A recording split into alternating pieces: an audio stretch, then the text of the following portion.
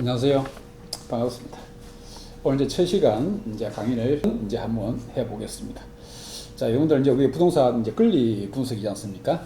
재테크는 나중에 한 번 더 또 설명을 하도록 하고, 지금 이 시간에는 부동산 권리가 무엇인지 이제 여기에 대해서 시간을 가지고 좀 공부를 한번 해보겠습니다. 여러분들 부동산 권리가 뭐죠? 부동산 권리가 뭐죠? 자, 여러분들 부동산의 권리라는 것은 결국 여러분들 소유권이다. 부동산 소유권. 이 소유권은 여러분들 부동산을 사시게 되면 부동산을 살 때 땅을 사고 건물로 사고 아파트를 사죠. 근데 이걸 산다고 해서 돈을 주고 산다고 해가지고 이 부동산을 내가 호주머니에 가지고 다니면서 손에 넣고 다니면서 가지고 다닐 수 있는 건 아니에요. 그죠? 그러면 우리가 이걸 이제 가지고 다닌다는 의미는 소유권을 권리를 준다는 의미는 그걸 소유권을 넘겨주는 거거든요. 소유권을 넘겨받습니다. 그럼 여러분들 소유권을 넘겨받고 나면 국가에서 주는 게 뭐가 있죠? 권리가 뭐가 있죠? 그 권리. 그걸 권리를 인정받을 수 있는 게 뭐가 있는가? 뭘로 줍니까? 그죠? 자, 법원에 가시면 여러분들 소유권 이전을 하게 되면 나오는 게 뭐가 나오냐면 필정이라는 거예요. 필정. 이 필정이 뭐냐면 등기 필정 이렇게 등기 필정. 그죠? 등기 필정이 이렇게 나올 거예요. 그죠? 그럼 그 등기 필정을 받고 그 등기 필정을 받고 나면 그 무슨 얘기냐면 소유권 이전 다 하고 그지? 대금을 지급하고 부동산을 내가 이전을 받고 그 다음에 내가 거기에 끝나고 나면 국가에서 인정해 준 등기 필정을 넘겨받습니다. 그럼 등기 필정 속에 보면 여러분들 부동산의 소재지, 지번, 면적, 소유자, 권리 관계 쭉 나옵니다. 그죠? 근데 요 권리 관계에 나온 것들 중에 이 등기 필정 속에 내포되어 있는 게 뭔가, 등기 필정을 준다는 얘기는 결국 소유권을 준다 이야기입니다. 소유권을 준다는 이야기죠. 그럼 소유권을 준다는 이야기는 결국 무슨 이야기냐면 내가 그 부동산을 우리가 이용할 수 있다 이야기입니다. 그러면 우리가 이제 민법에서 보면 소유권에 보면 소유권에서 가지고 있는 이 종류가 몇 가지가 있습니다. 그럼 단순히 여러분은 소유권만 가지고 있다면 뭘로 가지고 있는가 하는 문제가 생기죠. 그럼 이 소유권 속에는요, 우리가 부동산을 가지고 있으면 사용할 수 있는 권리가 여기에 있습니다. 사용할 수 있는 권리가. 그 다음 뭐죠? 사용을 하게 되면 그 다음에 내가 그 부동산을 취득해서 가지고 있을 때 수익을 창출할 수 있는 이익을 발생시킬 수 있는 권리가 그 속에 있습니다. 그렇죠. 여러분들 부동산을 사시고 나면 가지고 있으면 땅을 사시면 농사를 지을 수도 있고 과수도 심을 수도 있고 건물도 지을 수도 있고 많은 행위를 할 수 있는 게 사용할 수 있는 권리이다. 그죠? 그럼 수요할 수도 있는 권리다. 그게 건물로 짓고 농지가 있으면 농사를 지어서 이익이 발생되죠. 그러면 건물로 짓게 되면 그게 수익이 발생되잖아요. 그 수익이 누구한테 기속시켜지느냐? 누구한테? 소유권자한테, 소유자한테. 그죠? 이 소유권은, 이 권리는 이 소유권자가 가지고 있는 권리 중에 하나가 여기 있는 또 사용하고 수익할 수 있는 이 부분에 속합니다. 그 다음에 이 소유권 속에 포함되어 있는 게 뭐가 있는가? 처분할 수 있는 권리가 있습니다. 처분할 수 있는 권리. 자, 이 처분한다는 게 무슨 뜻일까요? 내가 부동산을 가지고 있으면 내가 팔 수가 있어야 되겠죠. 팔 수가 없다면 이 소유권은 아무런 의미가 없는 겁니다. 그죠? 자, 여러분들 부동산을 사실 때에 항상 사용할 수 있는 권리가 여기에 있고 수익을 창출하고 이익을 향유할 수 있는, 이익을 창출할 수 있는 이런 권리가 여기에 수익할 수 있는 권리가 주어집니다. 그 다음에 여기에 플러스 되는 게 처분할 수가 있어야 되죠. 팔 수가 있어야 되지 않습니까? 이게 이제 재산권입니다. 그죠?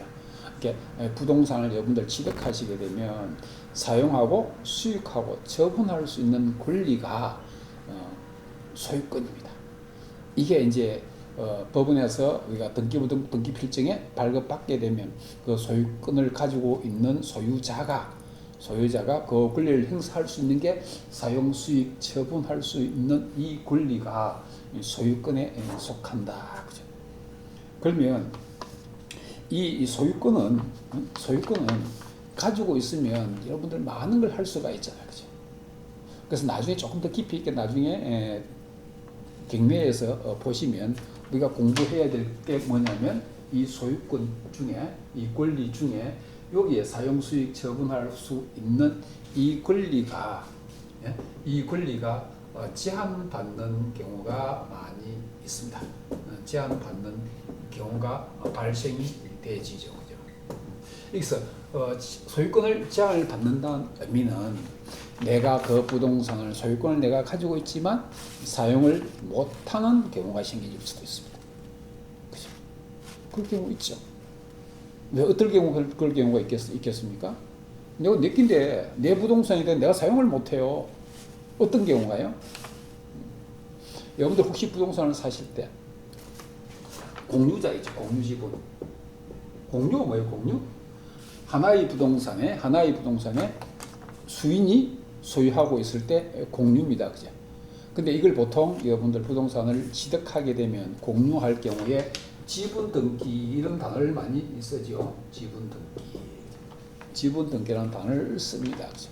이 지분 등기 의미가 뭔가, 그죠? 하나의 필지 속에 자기가 불량적으로 면적을 소유할 수 있는 권리가 지분 등기입니다. 근데 이 지분 등기를 가지고 있다는 이야기는 하나의 필지가 있으면 만약에 A, B, C라는 사람이 각각 소유를 하고 있다면 요게 3분의 1, B가 3분의 1, C가 3분의 1씩 각각 소유를 하고 있다면 이 부동산은 A, B, C가 각각의 분량적으로 즉 3분의 1씩 그 면적을 소유를 하고 있는 겁니다. 그러면 보통 여러분들께서 문제가 많이 발생되는 것들 중에 하나가 소유권은 가지고 있는데 사용을 못하는 경우가 많이 있어요. 자, 그러면 여러분들 A, B, C 중에 누가 A라는 사람이 이 땅이 만약에 500평이라는 땅이 있습니다. 여러분들 평이라는 단어를 써서 그런데 평방미터를 써야 되는 게 맞긴 한데 이해하기 쉽게 그냥 평의 단위를 한번 써볼게요. 500평을 면적을 가지고 있다면 각각의 A가 3분의 1, B가 3분의 1, C가 3분의 1씩 면적을 가지고 있습니다. 근데 가지고 있다가 이 땅을 A가 거기에다가 건물로 뭘 짓고 싶어요. 아니면 전원주택을 뭐 좀 짓고 싶어요. 짓고 싶은데 A는 건물로 짓고 싶은데 건축허가를 넣으니까 시청에서 지방자치단체에서 B, C의 동의를 받아보라고 이야기를 합니다. 그 동의가 무슨 이야기입니까? 토지 사용 승낙을 받아보라고 이야기를 합니다. 그럼 토지 사용 승낙을 받으라니까 B, C가 내가 이런 땅이 있는데 길이 도로가 만약에 이렇게 나가 있어요. 근데 내가 집을 여기다가 이렇게 짓겠다라고 하니까 집을 여기다 이렇게 짓겠다라고 하니까 B, C가 합의가 될까 안 될까? 동의를 해주겠습니까? 안 해주겠습니까? 자기가 만약에 500평에 대한 면적만큼을 이렇게 해서 내가 소유를 해서 집을 짓겠습니다. B, C가 합의를 해줄까요? 토지사용 승낙서를 해줄까요? 당연히 안 해주겠죠. 왜요? 아니 여기는 도로에 접해가 있고 위치가 좋아서 이 땅 주고 나면 나머지 땅은 B, C가 어떻게 쓸 수가 있습니까? 하는 문제가 있습니다. 그죠? 그래서 부동산을 취득을 하실 때는 이게 이제 사용에 대한 문제가 반드시 생깁니다. 그죠? 그래서 이제 하나 예이지만 여러분들이 부동산을 사실 때에는 이 지분 등기나 이 공유 형태의 부동산을 취득하실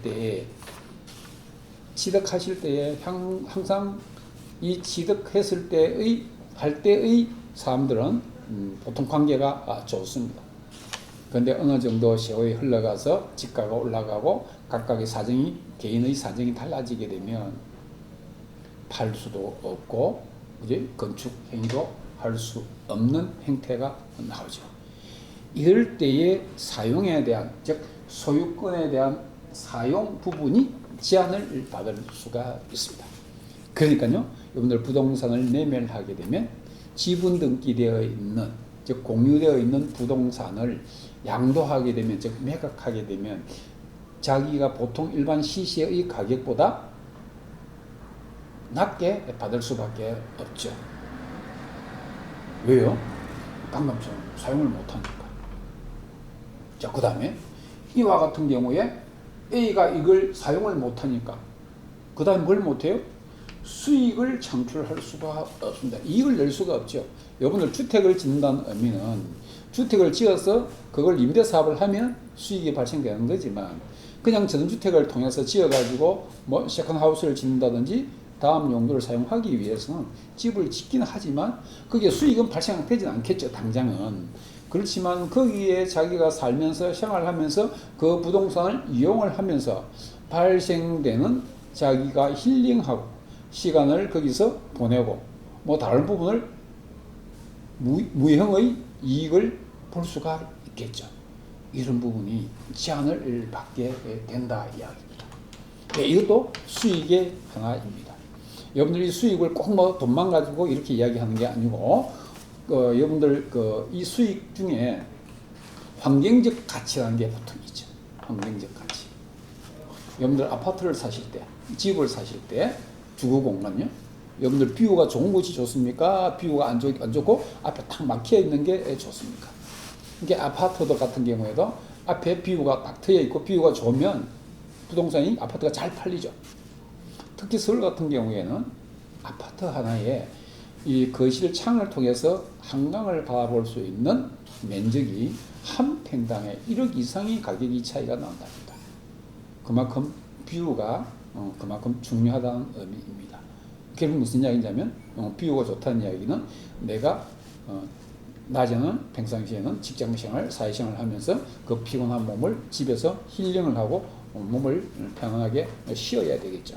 이게 이제 사용할 때의 있어서의 힐링의 가치, 즉 이 주택이라는 것은 꼭 가격으로서 가치로서 판단하기보다 그 주택 속에서 내가 생활을 하면서 내가 거기에서 발생되는 금전적인 이익보다 내 건강, 내 삶에 의한 행복 추구권들 이런 것들에 대한 수익이 발생이 될 수가 있다 얘기죠. 그러니까요, 특히 서울 같은 경우에 이 아파트 가격이 한강을 보고 있는 뷰를 가지고 있는 이런 것들은 비싸죠. 진주도 마찬가지입니다. 진주도 마찬가지입니다. 여러분들 앵커 같은 경우에 뱅구동 앵커 같은 경우에 강변에 쭉 이렇게 보여서가 있는 강변 쪽을 보고 있는 난강을 보고 있는 그 뷰를 가지고 있는 이 부동산 같은 경우에 아파트 같은 경우에 잘 팔리죠. 환경이 좋죠. 그러니까 그 가격이 비쌉니다. 그죠? 그와 같이 여러분들 이 환경의 가치에 있어서 그만큼 중요한 부분이고 사용에 대한 부분이 수익에 대한 부분이 꼭 그게 돈의 가치로서 나중에 표현은 되겠지만 결국 중간에 살 때 보유하고 있을 때의 이 수익은 그죠? 그와 같은 환경에 의한 가치를 또 판단을 해 볼 수가 있습니다. 자, 그 다음에 수익을 창출하지만 그 다음에 또 할 수 없는 부분이 이런 부분이 또 있겠죠. 처분을 해야 되는데 처분하는 데는 뭐 처분을 할 수가 있습니다. 만약에 지분 등기되어 있는 요 면적만큼을 가지고 여러분들 자기는 처분을 할 수는 있습니다. 그러니까 결국요 앞에서 이 처분할 때는 뭐 처분한다는 것은 무슨 의미죠? 부동산과 돈과 교환하는 거죠. 화폐와 교환하는 작업입니다. 이 처분입니다. 근데 문제는 이 처분할 때에 이 지분 등기가 돼 있으면 앞에서 사용, 수익하는 이 부분에서 제한을 받기 때문에 여기에 처분하는 이 가격 플러스 이 가격은 낮게 받을 수밖에 없는 부분이 생깁니다. 그래서 이 권리는 아주 중요한 부분입니다. 여러분들 이제 첫 시간이니까 이제 그렇긴 한데 여러분들이 권리라는 게 부동산 권리라는 게 그만큼 중요합니다. 이게 부동산에 있어서 여러분들 경매도 마찬가지, 재테크도 마찬가지. 이 권리 부분을 이해를 하지 못하면 결국 나중에 낭패를 겪는 경우가 많이 있죠. 특히 경매에서는 이 권리 부분을 잘 판단을 파악을 하지 못하면 내가 인수받는 권리가 있다라고 한다면 그 부분만큼도 내가 아마서 추가적인 비용이 지출되어야 되기 때문에 힘든 부분이 생기죠. 그래서 원가가 비싸게 칩니다. 그럼 내가 팔 때의 이익을 적게 볼 수밖에 없는 부분이 생겨진다는 문제입니다. 이 권리가 얼마만큼 중요합니까? 자, 그러면 이제 이 부동산의 소유권은 사용수익 처분할 수 있는 권리라고 이야기를 했는데, 그러면 뭐 한번 또 다르게 설명을 한번 해볼게요. 여러분들 지금 여기에 우리가 사용한다는 의미는 보통의 경우에는 그냥 땅 표면만 이렇게 사용하는 걸 여러분들 생각을 많이 하시죠. 물론 뭐 그렇습니다. 보통 많이 사용하는 게 사용하는 부분이 부동산의 이 토지 부분만 보통 표면 부분만 사용하는 경우가 많이 있습니다. 근데 여러분들 건물로 지을 때 지하도 짓고 지상도 짓죠. 그러면 이 사용할 수 있는 권리가 이 소유권의 범위가 정해져 있어야 될 거 아니에요. 땅 위에도 짓고 땅 밑에도 지을 수가 있는데, 그러면 여러분들 이제 상식적으로 이런 부분들을 좀 한번 이해를 하고 한번 넘어가 보시면 좋을 것 같아요. 자, 토지를 사용할 수 있는 권리가 있다고 했잖아요. 이 소유권 속에 이 소유권은요 배타적인 권리입니다. 배타적 권리라는 것은 무슨 이야기냐면, 배타적인 권리라는 것은 남이 나의 성인 음식은 사용할 수가 없고, 나는 이 부동산 소유권을 가지고 있으면 이 법에서 허용하는 범위 내에서 내 말고는 아무도 사용할 수가 없다. 내 사용 승낙을 받지 않고서는 아무도 사용할 수 없다. 이런 권리가 됩니다. 자, 그러면 여러분들 여기서 이제 사용할 수 있는 권리가 있다라고 이야기를 했는데, 이 사용할 수 있는 권리라는 것은 어디까지 포함이 되는가? 여러분들 상식적인 부분을 한번 살펴보도록 하겠습니다. 자, 이게 사용한다는 것은요, 여러분들 지상의 사용을 할 수가 있는 권리가 있고, 그 다음에 보통 여러분들 생각하시는 지표 부분이 있고, 그 다음에 지상 부분이 있다. 지상이 여기 지하네요. 지하 부분이 있습니다. 부동산은 지상과 지표와 지하 부분을 각각 사용할 수 있는 권리가 여기 있습니다. 민법에 나와 있는 권리입니다. 그래서 이 사용이라는 것은 자 그냥 단순하게 표면만 이야기하는 것이 아니고 지상과 지표와 지하까지도 사용할 수 있는 권리가 여기에 있다 이야기입니다. 그러면 지금 여러분들 지상은 어디까지가 내가 쓸 수 있는 범위일까요? 여기 있는 지상의 범위는 정해져 있는 바는 아직 없습니다. 그래서 없는데, 보통의 경우에 이 지상은 보통 우리가 용도지역이라는 게 있죠. 자, 여러분들 용도지역이라는 게 있는데, 이 용도지역은 나중에 한번 공부를 해보시겠지만, 이 용도지역은 구분을 한번 해보시면, 이거는 단어를 한번 따개가지고 한번 분할을 해보십시오. 용도와 지역. 여러분들 용도라는 거 있죠. 여기서 용도의 의미는 뭐예요? 용도의 의미는, 자, 용도는 지금 여러분들 이렇게 휴대폰이 있으면 휴대폰의 용도는 뭐예요? 보통 통신의 역할을 하는 게 휴대폰입니다. 그죠? 그럼 여기 있는 지우개는 글자를 찍은 데 사용되는 게 지우개입니다. 그죠? 자, 우리가 이제 부동산에서 이 용도라는 것은 물건에서는 이 용도가 다 정해져 있습니다. 대부분 생산할 단계에서부터. 그래서 이제 일반 소비자가 물품을 구매할 때는 그 목적에 용도에 맞추어서 물건을 구매를 하죠. 여러분들 카메라 같은 경우에 사진을 찍기 위해서, 영상을 담기 위해서 그 용도를 사용하는 거죠, 그죠? 자, 그러면 우리 부동산에서 여기서 용도라는 것은 무슨 이야기냐면, 부동산 토지 같은 경우에는요, 자기 마음대로 다 쓸 수가 있습니다.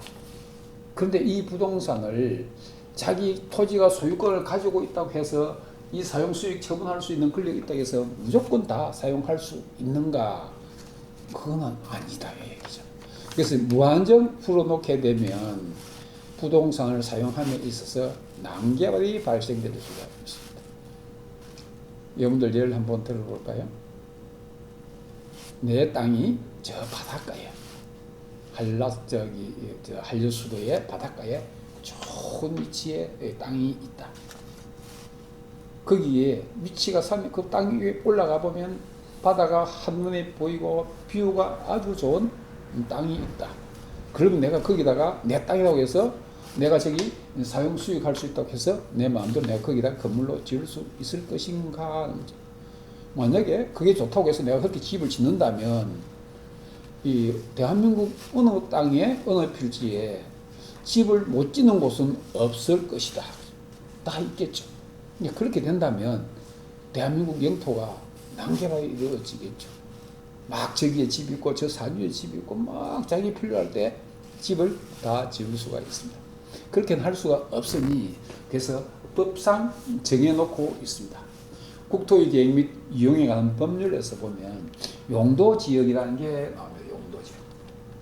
그래서 이 용도지역이 있는데 이 용도지역을 대한민국 아까 앞에서 말씀드린 것 같이 모든 영토를 그냥 개인이 소유하고 있는 부분이 많지 않습니까? 그죠? 개인이 소유하고 있는 토지가 소유하고 있는 토지가 많이 있는데 이 토지를 그냥 두게 되면 난개발이 이루어지니까 국가에서 법의 제정을 통해서 이 부동산에 있어서 용도를 정해놓습니다. 자, 용도 지역인 걸 법에서 정해놓고 있다. 무슨 법? 국토의 계획 및 이용에 관한 법률에서. 이제 이렇게 정해놓고 나니까 그 땅을 활용할 수 있는 부분이 제한이 생겨지겠죠. 이게 이제 공공재로서의 이 부동산입니다. 이 부동산은 공공재의 성격이 상당히 강하죠. 소유권은 자기 거지만 이 하나의 각각 개인이 가지고 있는 이 부동산이 크게 연장을 시키면 국가의 영토가 됩니다.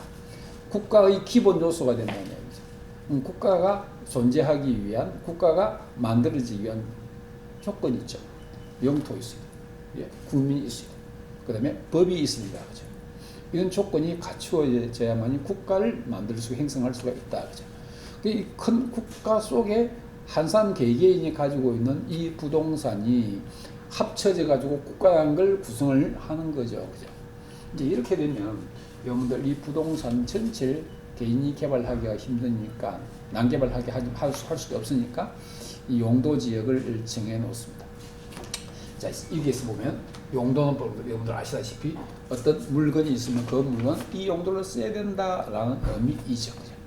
그러면 여기서 지역의 의미는 뭐냐면 내 땅이 속해져 있는 내 땅이 속해져 있는 그 지역이 여기서 지역의 의미는 그 일단의 지역이 일단의 그 위치에 있는 그런 쪽 토지들 전체가 어떤 용도로서 사용되고 있는가 하는 게 지금 현재에 이 용도 지역을 지정할 때에는 현재 있는 형상과 모양과 토지의 용도를 가지고 어떤 목적을 사용하는 것이 좋을까 하는 것들 국가에서 평가를 해서 그 부분을 용도지역을 지정을 합니다. 그리고 용도지역을 지정을 하고 나면 이제 여기 용도지역을 제한하고 나면 그 다음에 내가 토지 소유자가 그 부동산을 이용하기가 쉽지가 않는 부분이 생겨지죠. 그래서 우리가 토지를 사용은 할 수는 있지만 제한을 많이 받게 됩니다. 그래서 무조건 땅 가지고 있다고 해서 소유권은 가지고 있지만 땅 가지고 있다가 다 같은 땅이 아니다. 그죠? 같은 땅은 아니에요. 그죠?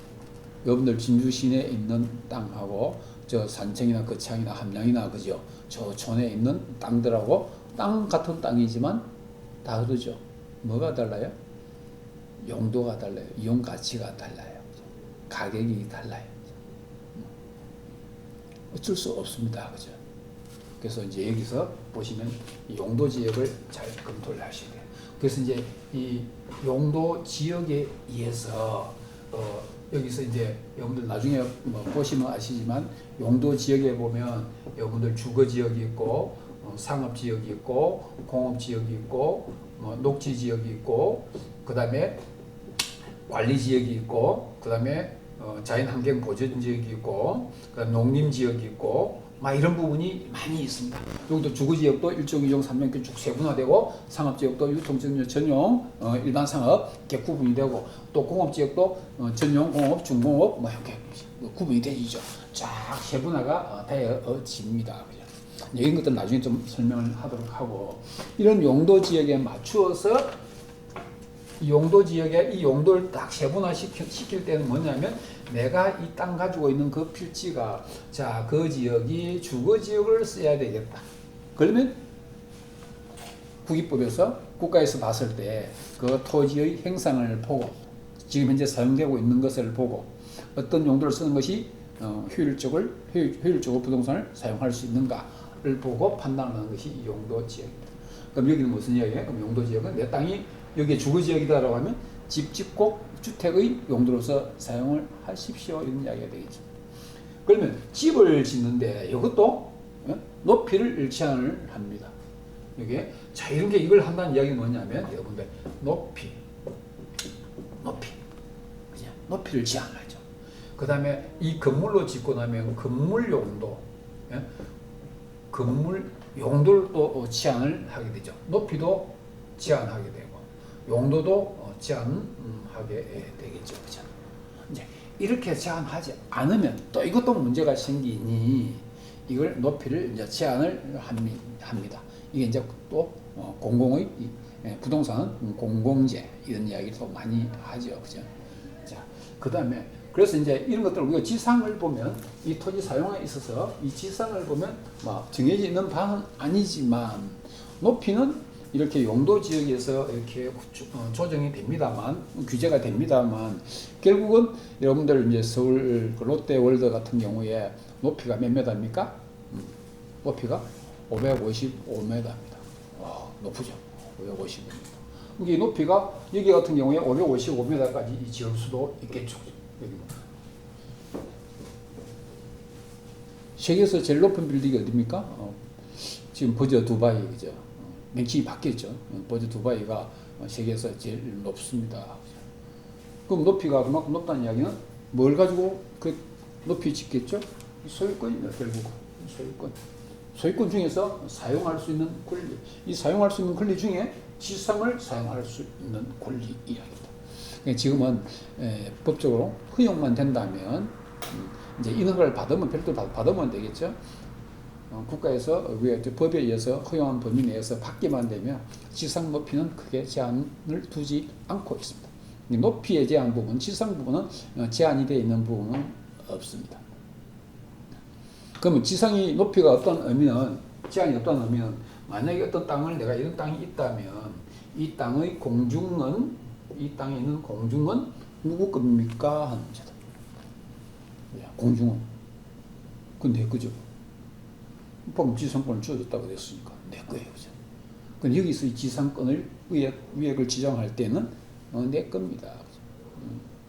근데 여기서 지상권을 이제 인정을 할 때에 또 제한을 합니다. 높이의 제한을 수치적으로 이렇게 지정한 것은 없지만 지상의 높이를 갖다가 자 사적 공중권, 그 다음에 공적 공중권 이렇게 이야기를 합니다. 여기서 지상의 의미를 다르게 표현하니까 공중권 이렇게 이야기를 합니다. 즉 공중을 사용할 수 있는 권리 이런 이야기가 되겠죠. 공중권. 그래서 이 공중권이 이렇게 지어주니까 이 지상은 사적 공중권, 공적 공중권. 이 사적 공중권은 개인이 국가나 기업이나 개인이 사용할 수 있는 권리, 높이, 사적 공중권. 그럼 공적 공중권은 여기는 이제 비행기나 전파나 이런 것들 공공 이용의 목적을 통해서 이용할 수 있는 권리가 주어지는 것이 공적 공중권이다 이렇게 된다. 이제 이렇게 되면 여러분들 높이는 한계는 없어요. 정해진 바는 없지만 사적 공중권과 공적 공중권이 주어진다. 그럼 하나의 예를 한번 들어볼게요. 여러분들 저기 산에 고압선 지나가죠. 보상을 해줘야 안 해줘요? 보상을 해주죠. 여기는 고압선이 지나가는 양쪽 선의 끝과 폭을, 길이와 폭을 계산해서 간접 보상을 해줍니다. 여기서 간접 보상의 의미가 뭐냐면 간접 보상이라는 것은 토지를 매입해 주는 게 아니고 거기에 지나가면서 피해가 얼마만큼 있는가 피해 정도에 의해서 보상을 해주는 게 간접 보상입니다. 세부 감정 평가를 통해서 해주죠. 그래서 내 땅 위에 건축물 고압선이 지나가면 보상을 해줍니다. 혹시 여러분들 그 시가지에 있는 땅 중에 한전이나 어디 뭐 개인의 그 통신 회사에서 내 땅을 가로질러서 이렇게 전기선이 전선 같은 게 지나가면 거의 뭐 전선이 뭐 한 선 아니면 두 선, 뭐 전선 같은 경우에 한전에서 지나간 전선 같은 게 뭐 삼성 같으면 조그만 거 세 개 정도 지나가죠. 그 면적이 그 얼마 되지 않겠죠, 그죠? 그걸 이제 내 생각 없이 설치했다라고 한다면 여기 공중권, 지상 공중권에 의해서 이전을 시켜달라고 하면 이전을 시켜주고, 아니면 보상을 해달라 그러면 보상을 해야 되겠죠, 그죠? 이제 그런 부분도 내 거다라는 걸 인정을 해야 된다, 그죠? 만약에 거기다 내가 건축물로 짓고 싶다라고 한다면 내 땅을 지분매가 있으면 지상권이 내한테 있는데 당신이 왜 지배를 하고 있냐, 그죠? 옮겨내 주야죠, 당연히, 그죠? 그렇게 됩니다. 이게 지상권입니다. 그럼 여러분들 지표는 뭐 아시다시피 이 지표는 여러분들 그냥 땅 위를 사용할 수 있는 권리니까 그렇습니다. 근데 이 지표도 다 사용할 수 있는 건 아니죠. 여기서 용도지역에서 주거지역, 상업지역, 공업지역, 녹지지역, 관리지역, 농림지역, 자연환경 보유지역 이런 게 있지만 요 속에서도 보면 땅은 이지만 건물로 지으려면 다 못 짓게끔 만들어놨죠. 여러분들 주거지역 같은 경우에 건폐율이 있죠. 건폐율. 건폐율인데 건폐율은 무슨 얘기냐면 이 건폐율은요. 내가 땅이 대지가 있으면 이 대지 면적분은 1층, 다르게 얘기하면 한 개 층의 건축 가능 면적입니다. 건축 가능 면적 곱하기 100하면 건폐율이 나와요. 돼요. 그럼 이게 건폐율은 여기에서 국가에서 정해 줍니다. 그럼 주거지역 같은 경우에 보통 통상 60%의 건폐율로 주거든요. 그럼 여러분들 땅을 가지고 계시면 대지 면적은 아시잖아요. 그러면 대지 면적에 건폐율 60 곱하기 100 하면 내가 한 개 층에 건축할 수 있는, 즉 1층에 최대 건축할 수 있는 면적이 얼마인가가 나오겠죠. 그럼 여러분들 100평을 땅을 가지고 있다면 땅이 100평이면 대지 면적이 100평이면 여러분들 얼마 몇 평을 지을 수 있어요? 60평의 땅의 면적에다 지을 수 있다는 거예요. 왜? 내가 땅을 전체를 갖다가 100평인데 100평에 다 지어야 되죠. 사용권이 다 있다면. 그렇지만 다 짓는 것이 아니고 60평밖에 못 짓는다. 나머지를 공지로서 남겨두어야 된다, 이런 이야기가 나옵니다. 그죠? 그래서 내가 다 땅이 있다고 해서 다 할 수 있는 건 아니다. 그 법에서 규정하는 범위 내에서만 사용 가능하다 이야기입니다. 그죠? 자, 그 다음에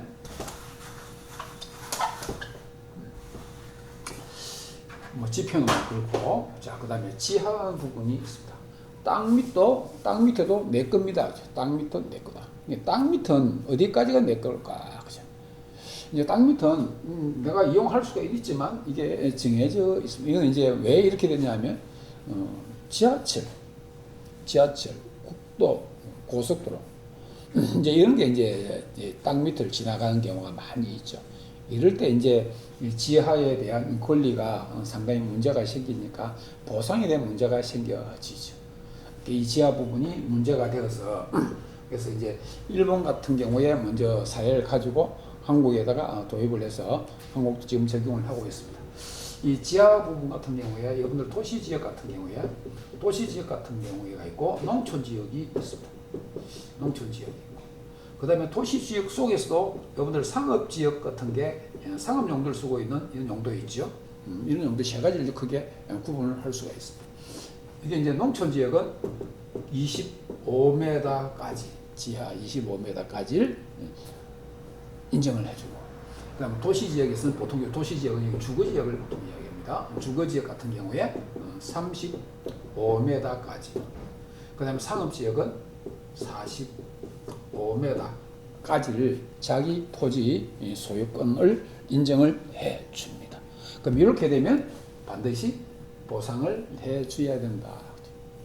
그래서 좀 여러분들 뭐 내용을 아시는지 모르지만 인천서 서울까지 고속도로를 개설하려고 하니까 토지 보상비가 너무 많이 든다. 지상을 하려니까 공사비도 많이 들고 토지 보상비가 워낙 비싸니까 또 토지 가격이 비싸니까 보상금이 많이 나오죠. 돈이 많이 드는 게 어떤 생각을 하냐면 인천서 서울까지 지하 45m를 그냥 관통하는 지하 고속도로를 만들겠다 하는 이야기가 나오죠. 왜요? 왜 이런 이야기를 할까요? 여러분들 고속도로 지하철을 타게 되면 어찌됐든 간에 몇 메다 깊이를 가든지 간에 좌우전 땅 밑에 굴착하는 것들은 거의 같습니다. 그런데 여러분들 깊이 가면 이걸 이제 심도라고 이야기를 하는데 이 심도 즉 깊이 가면 깊이 갈수록요 좀 차이는 있겠죠. 이 토질 자체가 차이가 있습니다. 밑을 가면 갈수록 안반이 많겠죠. 공사 비용은 조금 더 들지 모르지만 그 대신에 보상금이 안 든다. 그럼 45m 이상을 내려가게 되면 보상금 전혀 안 줘야 되는 건 아니지만 주기는 줘야 돼. 그럼 뭐 표준지 맨 위에 계산했을 때 지표면을 계산했을 때 잔존가가 쭉 빠져갖고 45m 이하가 가면 10% 이하만 10% 잔존가 10% 이하만큼만 보상밖에 안 됩니다. 몇 푼 안 돼, 얼마 안 돼. 그러니까요, 되게 45m 이하를 깊이 파가지고 지하 고속도로를 만들겠다 이런 이야기를 보통 많이 하죠. 이건 여러분들 상식적인 문제를 이제 여러분들 좀 아시고 계시면 좋을 것 같아요. 또 여러분들 국도는 고속도로를 만들죠. 근데 요즘은 기술력이 좋으니까 교량을 씌워서 쭉 거의 수평되게 높이를 만들어서 맞추어서 도로를 개설을 하죠. 그러면 이제 가다 보니까 높은 산이 있다. 높은 산이 있으면 그걸 간통해서 터널로 뚫지 않습니까? 터널 뚫고 나면 거기도 거기 농촌 지역이 되겠죠. 농림 지역이 되겠죠. 이런 지역은 25m까지는 보상을 해준다. 근데 여러분들 여기서 이제 25m 밑에 있다면 여기에 아까 심도가 25m, 35m, 45m 밑에 있을 경우에 보상되는 금액이 10%밖에 보상을 안 해주는데, 이게 문제는 이분들 10%를 보상을 받게 되면 여기에다 뭘 해줘야 되냐면 지상권 설정을 해야 돼요. 이것 때문에 지상권 설정을 해서 땅을 뭘 이용을 하려고 그러면 그 지상권 설정되어 있는 자의 동의를 받아야 된다는 문제가 생겨져. 할 수 있겠어요? 10% 돈 몇 푼 안 되는 거 그거 갖고. 그게 그냥 이럴 때는 그냥 묵인하고 넘어가는 게 더 좋을 수도 있습니다. 혹시 지표면을 내가 이용을 해야 된다라고 한다면. 그래서 이게 여러분들 사용수익 처분할 수 있는 권리에서 만약에 지상권이 설정되어 있다라고 한번 생각을 한번 해보십시오. 지상권 설정되어 있으면 여러분들 사용하는데 너무 그냥 할 수 있겠죠. 수익도 그냥 할 수 있어요. 처분하는데 문제가 생깁니다. 처분하면 제 가격을 못 받겠죠. 이런 부분이 생겨진다. 이게 다 모든 게 어디에 속한가? 소유권에 속한다. 사용수익 처분은 요 소유권에 속한 것이 이 부분이다 이야기입니다. 이게 권리가 그만큼 중요합니다. 권리 분석이 중요합니다. 결국 이게 무슨 이야기냐면, 크게 이야기하면 여러분들 부동산 투자와 직접 관련이 있는 사항입니다. 제가 지금 처음 짚었지만 그냥 대충 흘러가는 형태를 지금 설명을 했죠. 아주 중요한 부분이 많이 있죠. 여러분들 부동산에서 등기할 때 등기필증을 받는데 이 등기필증은 소유권이다. 이 소유권은 사용수익 처분할 수 있는 권리다. 사용수익 처분할 수 있는 권리인데 여러분들 사용은 지상, 지표, 지하까지. 그죠? 그 다음에 수익은 내가 이용할 수 있는 권리. 이익을 창출할 수 있는 권리. 상가 건물을 샀었을 때 이 상가 건물 임대해서 수익을 볼 수도 있고, 공장 건물도 마찬가지, 창고 건물도 마찬가지. 수익형 부동산 같은 경우에 내가 임대를 해줘서 아니면 내가 사업을 통해서 수익을 창출할 수도 있습니다. 농지 같은 경우에 내 농사를 지어서 하우스를 해서 시설 재배를 해서 내가 수익을 창출할 수도 있는 부분이 생겨집니다. 그죠? 그래서 이익이 나오는 거지 뭐. 그 다음에 처분할 수 있을 때 원만하게 처분할 수가 있어야 됩니다. 이런 여기 소유권에 문제가 제한이 걸린다면 처분하는데 문제가 심각한 부분이 생겨지겠죠, 그죠? 그래서 여러분들 이제 이걸 금방 공부를 하다 보니까 자 이런 이야기가 나왔어요. 자 사적 공정권, 공적 공정권, 지상에 대한 문제, 그 다음에 지하에 대한 문제, 그 다음에 여기 용도 지역이 아까 여기 용도 지역이 있었지 않습니까? 용도 지역에 대한 문제. 이것은 나중에 공부를 좀 하겠지만 이런 부분들까지도 공부를 하셔야 될 문제다. 그죠? 이게 얼마만큼 권리 분석에 있어서 아주 중요한 부분인가. 나중에 혹시 여러분들 부동산을 한번 사고 팔고 이용을 한번 부동산 활동을 한번 해보시면 그 중요성을 느낄 수가 있습니다. 자, 오늘은 여기까지 하고 다음에 또 이 부동산과 관련되어 있는 또 다른 재미있는 이야기를 또 한번 해보도록 하겠습니다. 자, 오늘 여기까지 마치고 자, 끝까지 시청해 주셔서 감사합니다. 자, 다음에